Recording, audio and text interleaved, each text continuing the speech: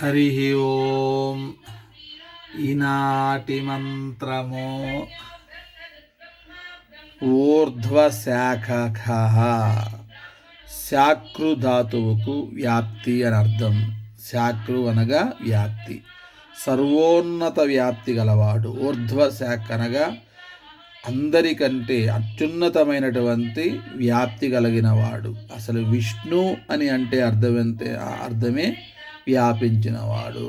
మన విష్ణు సహస్రనామంలో కూడా ఫస్ట్ 2 నామాలే మొత్తం 1000 నామాలకు అర్థం. విశ్వం విష్ణు, విశ్వమంతా వ్యాపించి ఉన్నవాడు, అంతటా అన్నిటా వ్యాపించి ఉన్నటువంటి ఆ శ్రీ వెంకటేశ్వరుని పాదపద్మములకు నమస్కరించుచున్నాను.